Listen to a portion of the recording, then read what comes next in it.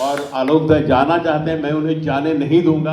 आप सबकी जोरदार तालियों में इन्होंने मुझसे वादा किया था, और अब इनके वादा वफा करने का वक्त आया है। इनको गंगा जमनी तहजीब का शायर तो मानता ही हूँ, जाहिर है आपकी फैज़ पर निगाह आपकी है, आपकी गालिब पर आपकी निगाह है।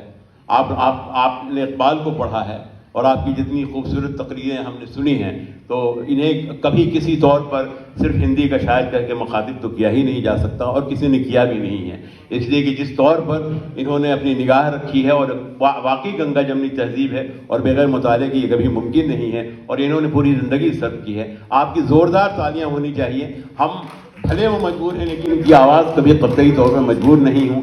मैं खुद इनके पास जिस तरह से लोग शमा ले जाया करते थे, मैं इनके पास माइक ले जा रहा हूँ, और मैं जब तक ये एक कविता नहीं सुनाएंगे, मैं वहाँ से या कोई नज़्म सुनाए, जो भी इनका जी चाहे वो सुनाए। आपकी ज़ोरदार तालियां होनी चाहिए, और इनसे आग्रह होना चाहिए कि, और वो हमारे सिर्फ मेहमान शायर नहीं हैं, वो मेहमान शायर भी हैं, और हम सबके मार्गदर्शक हैं, और हम उनको इस महफिल से जाने नहीं देंगे। अगर हम आलोक शर्मा को नहीं सुने, तो मैं समझता हूँ ये महफिल किसी तौर पर कामयाब नहीं होगी। माइक लेकर आ रहे हैं।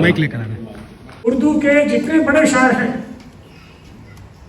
उतने ही बड़े शायर हिंदी में भी हैं, लेकिन दोनों शायर जो हैं वो एक दूसरे को जानते हैं, और उस जानकारी पर जो आफत आई है, उस आफत को भी आप जानिए, उसको भी जानिए। और मेरी उम्र तो बहुत ज़्यादा हो गई, I am going to cross 80 now. अच्छा, और जैसा कि कहा उन्होंने, हमारे दोस्त ने, अजीज ने, कि एक ज़माना था जिसमें मैं इलाहाबाद जाता था, हमसे लोग पूछते थे कि फैज इलाहाबाद क्यों आते हैं, फैज इलाहाबाद क्यों आते हैं। फैज जब वहाँ जेल से छोड़े जाते हैं, तो फैज जैसा शायर, दुनिया में मशहूर शायर, वो इलाहाबाद क्यों जाता है। तो हमने कहा भाई इलाहाबाद में फिराक है, फिराक जैसे शायर जो कहते हैं कि गजल का साज उठाओ बड़ी उदास है रात, गजल का साज उठाओ बड़ी उदास है रात, सुखन की शम्मा जलाओ बड़ी उदास है रात, गजल का साज उठाओ बड़ी उदास है रात, सुखन की शम्मा जलाओ बड़ी उदास रात, सितारों दूर न जाओ बड़ी उदास है रात, सितारों दूर न जाओ बड़ी उदास है रात। तो वो आते थे, और मैं आज अपना जो शीश है, शीश उसको शाद अजीमाबादी के सामने झुकाता, और जिन्होंने शाद साहब को याद किया, मैं तहे दिल से उनको शुक्रिया कहता हूँ। मैं तो यही था, इन्हीं इलाकों से मैं तो यहाँ 3 साल 4 साल रहा चेयरमैन के रूप में। हमसे जो बन पड़ा हमने किया। हम ये नहीं मानते कि अगर हिंदी तब रहेगी जब उर्दू नहीं रहेगी, नहीं, ये इसको पढ़िए कि कहाँ से हम, मतलब हिंदी थी कहाँ से। अमीर खुसरो अगर हमारे आदि शायर नहीं हैं, तो हम कैसे लिखेंगे हिंदी तब। अमीर खुसरो ही हमारे आदि कवि है, अमीर खुसरो के बगैर हम नहीं खड़े हो सकते। हर एक बात में कहते हो कि तू, हर एक बात में कहते हो कि तू क्या है, तुम ही बताओ ये अंदाज गुफ्तगू क्या है। हर एक बात में कहते हो तू कि तू क्या है, तुम ही बताओ ये अंदाज गुफ्तगू क्या है। जला है जिस्म जहां दिल भी जल गया हो, क्या बात, जला है जिस्म जहां दिल भी जल गया होगा, कुरेदते हो जो ये राख जुस्तजू क्या है, क्या बात है, कुरेदते हो जो ये राख जुस्तजू क्या है। फैज कहते हैं एक जगह कि और कुछ देर ठहर जाए, क्या बात, शबे फुरकत से को। ये देखिए था, ये कितने महान शायर।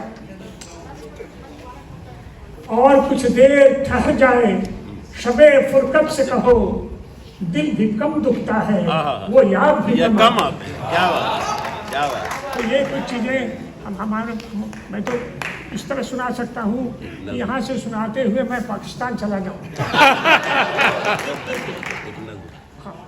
और हम ये नहीं मानते कि ये जो बंटवारा हुआ पाकिस्तान और हिंदुस्तान का, उसको मैं नहीं मानता, आज भी नहीं मानता। मैं आप सबसे कहना चाहता हूँ कि ये बंटवारा गलत था और इसको हम कभी कबूल नहीं करेंगे। कल हम मिट्टी में दफन हो जाएंगे, लेकिन इसको कबूल मत कीजिए आप लोग भी। हिंदुस्तान गालिब कहते हैं कि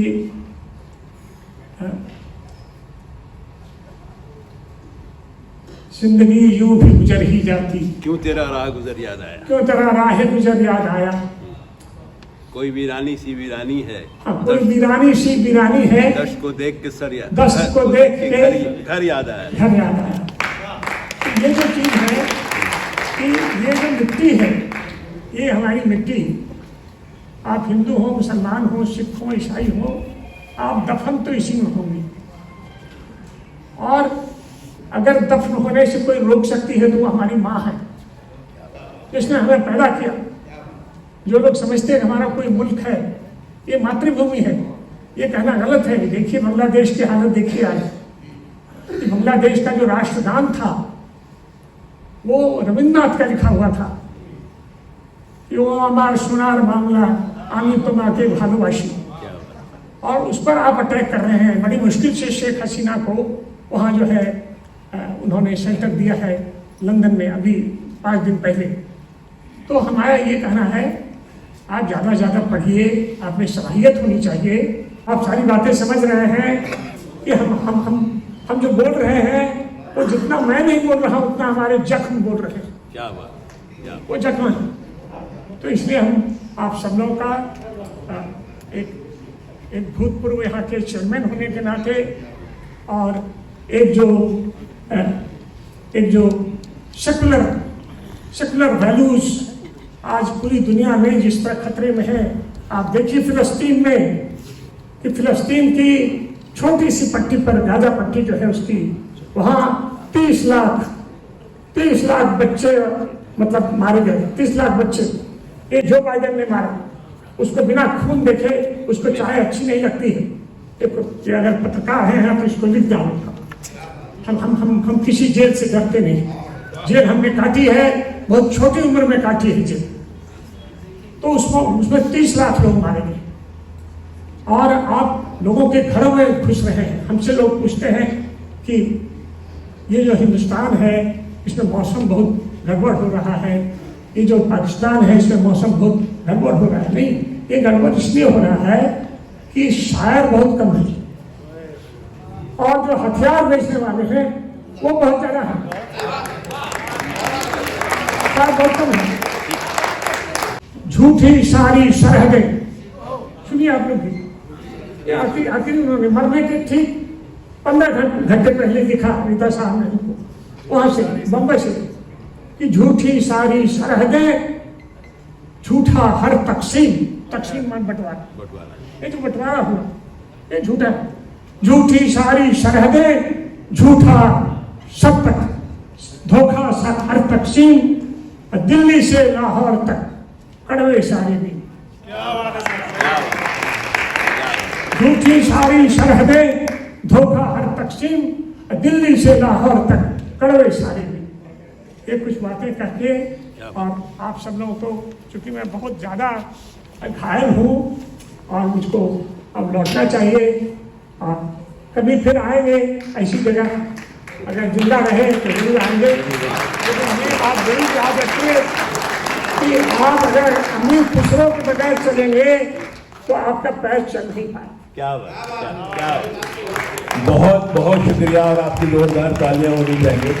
ये हमारे अग्रज हैं और हमारी आबरू हैं, ये सिर्फ फजीलाबाद की नहीं बल्कि हिंदुस्तान की आबरू है। और जिन लोगों ने मोहब्बत के लिए अपनी पूरी जिंदगी मैं कहता हूँ कि वक्त कर दी है, ये सभी जानते हैं। इन्होंने और कुछ नहीं किया मोहब्बत के सिवा।